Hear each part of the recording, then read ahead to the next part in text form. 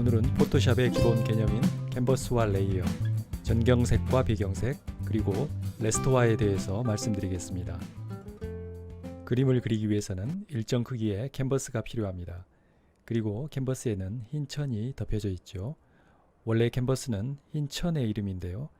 이것이 그림판이라는 전체 의미로 확장된 것입니다. 이 천은 팽팽하게 당겨져 그림판 뒤쪽에서 스테이플러로 고정되어 있습니다. 포토샵도 이 원리를 그대로 따라갑니다. 여기 700 곱하기 700 픽셀 크기로 흰 배경의 캔버스를 만들었습니다. 화면 우측을 보면 캔버스의 정보가 나와 있죠. 아래쪽에는 캔버스를 만들 때 기본적으로 생성된 배경 레이어가 표시되어 있습니다. 레이어 표시의 오른쪽을 보면 자물쇠 모양이 있죠.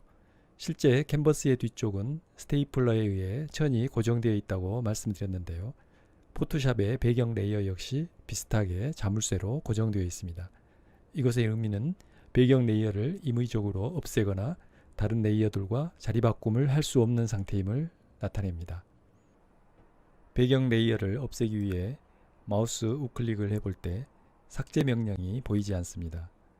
또 이름을 바꾸려고 배경을 더블클릭하면 레이어로 전환한다는 메시지 창이 뜹니다. 확인을 눌러보면 배경 레이어가 자물쇠가 사라진 일반 레이어로 변경된 것을 알 수 있습니다. 컨트롤 Z를 눌러 실행을 취소하고 다시 배경 레이어로 돌아와서 이제 배경 레이어의 바탕색을 변경해 보겠습니다. 편집에 칠을 선택하면 색을 선택할 수 있는 창이 나타나는데요. 전경색, 배경색 또는 여러 색상에서 선택할 수 있겠습니다. 먼저 전경색과 배경색을 선택하여 바탕색을 바꾸는 것에 대해 알아보겠습니다. 포토샵 좌측 화면에 도구 메뉴를 보면 사각형 모양이 보이는데요. 앞쪽에 있는 사각형은 전경색을, 뒤쪽에 있는 사각형은 배경색을 나타냅니다. 현재 전경색은 검은색으로, 배경색은 흰색으로 지정되어 있죠. 따라서 배경 레이어의 바탕색을 검은색으로 변경하고 싶으면 전경색을 선택하면 되겠습니다.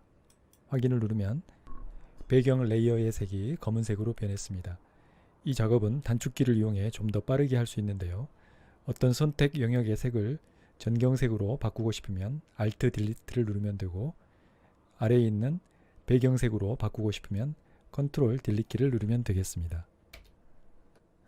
다시 Alt 딜리트키를 눌러 보겠습니다.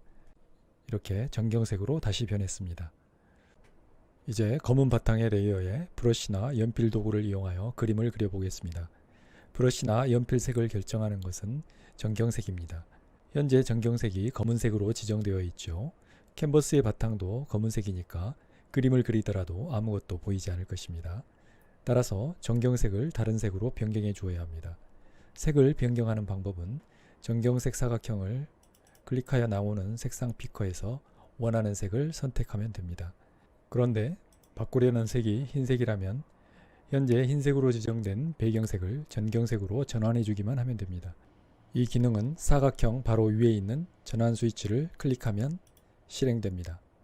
배경색이었던 흰색은 전경색으로, 전경색이었던 검은색은 배경색으로 전환되었습니다. 이렇게 한다고 해서 캔버스의 바탕색이 동시에 바뀌는 것은 아닙니다. 이제 좌측의 도구 메뉴에서 브러쉬를 선택하면 흰 선으로 그림을 그릴 수 있습니다.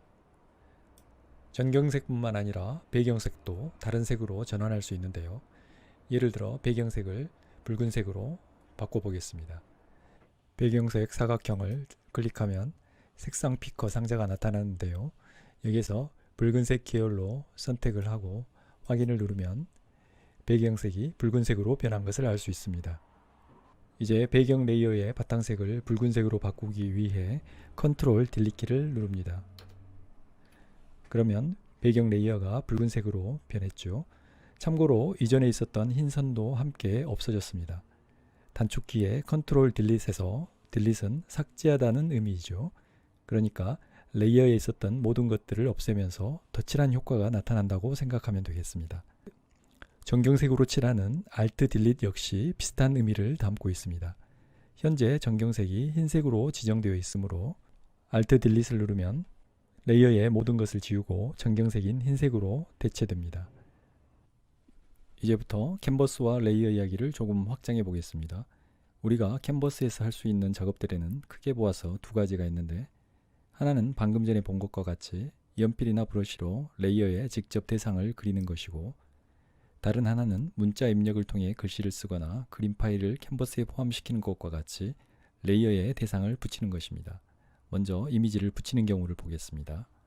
Ctrl Z를 눌러서 실행을 취소시킨 다음 파일 포함 가져오기를 클릭해서 원하는 이미지 하나를 클릭합니다. 그러면 캔버스 위에 이미지가 포함되었는데요. 편집 모드에서 화살표를 클릭해 선택 모드로 바꾸면 포토샵 오른쪽에 이 이미지에 대한 정보가 뜹니다.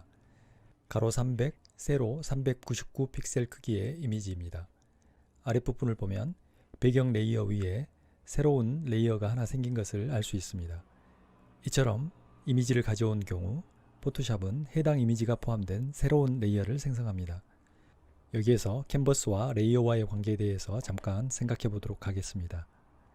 레이어는 실제 대상을 담고 있는 시트이며 캔버스는 우리 눈에 보여지는 결과물입니다. 레이어와 캔버스는 크기가 항상 일치하는 것은 아니죠. 위 그림에서는 해바라기를 담고 있는 레이어가 캔버스보다 작습니다. 그림 주변의 흰 바탕은 아래에 있는 배경 레이어가 비친 것입니다. 배경 레이어를 꺼보면 실제 이미지 레이어의 크기만큼만 보이고 나머지 부분은 투명 격자로 나타납니다. 이 투명 격자를 통해 아래의 배경 레이어의 흰 바탕색이 보이는 것입니다. 때로는 레이어가 캔버스보다 클 수 있습니다. 화면 우측 이미지 레이어를 선택하고 편집, 자유 변형을 클릭하거나 단축키 Ctrl T를 누르면 이미지 레이어가 편집 모드로 바뀌게 됩니다. 레이어의 모서리를 잡아당겨 캔버스보다 크게 하면 정물의 일부가 잘려서 보입니다. 이번에는 레이어를 그대로 두고 캔버스의 크기를 조절해 보겠습니다. 이미지 메뉴에서 캔버스 크기를 클릭하면 캔버스의 크기 조절 창이 나타나고 폭을 200으로 수정한 뒤 확인을 눌러 보겠습니다. 그럼 이와 같은 모습이 나오는데요. 즉 캔버스는 축소되고 정물의 가운데 부분만 보이게 됩니다. 그럼 실제 레이어는 어디 갔을까요? 이 상태에서 Ctrl T를 누르면 사각형 모양의 레이어의 편집 화면을 확인할 수 있습니다. 캔버스와 레이어의 크기 차이를 직관적으로 알 수 있죠. 이 상태에서 이미지 레이어를 축소시키면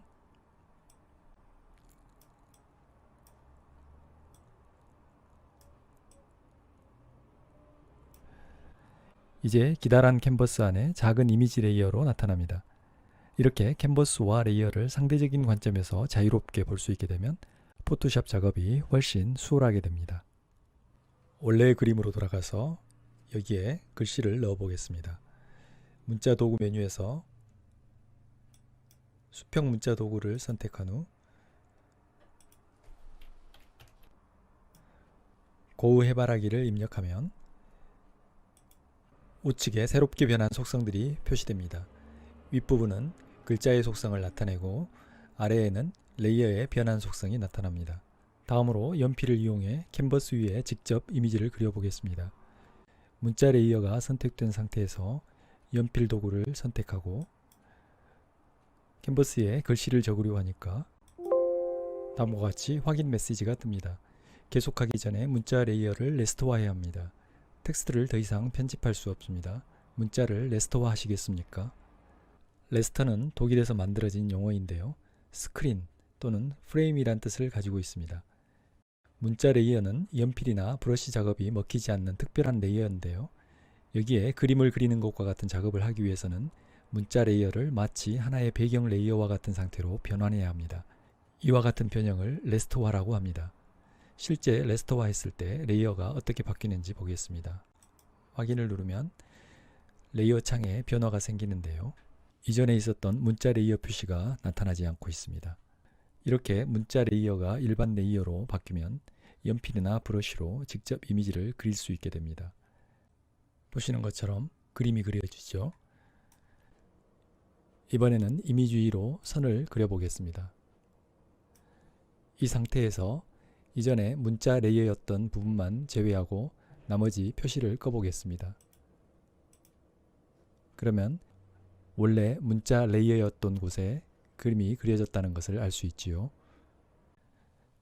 그런데 레스토어 할 때 한 가지 주의할 점이 있습니다. 이렇게 레스토어 된 레이어에서는 기존에 입력했던 문자가 배경으로 흡수가 되기 때문에 더 이상 편집할 수 없게 됩니다. 따라서 어떤 레이어를 레스토어 할 때는 미리 복사본을 만들어 두는 것이 좋습니다. 이와 같은 점은 문자 레이어뿐만 아니라 아래에 있는 이미지 레이어에서도 동일하게 적용됩니다. 이제 가장 아래에 있는 배경 레이어를 선택하고 연필 도구를 이용해 선을 그려보겠습니다.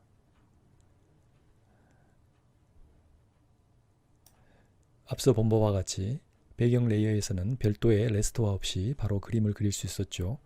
그런데 중간에 끊기는 부위가 나타납니다. 이것은 레이어들 간의 위치 관계 때문인데요. 먼저 맨 위에 문자 레이어를 보이지 않게 해보았습니다. 그랬더니 문자 레이어 아래에 있던 선이 보이죠. 다음으로 이미지 레이어까지 보이지 않게 했더니 선 전체의 모습이 나타납니다. 이와 같은 연습을 해보는 것은 레이어가 지니는 공간성을 익히는 데 도움이 된다고 생각합니다. 오늘은 포토샵으로 작업할 때 가장 기본이 되는 캔버스와 레이어, 그리고 정경색과 배경색에 대해 알아보았습니다. 감사합니다.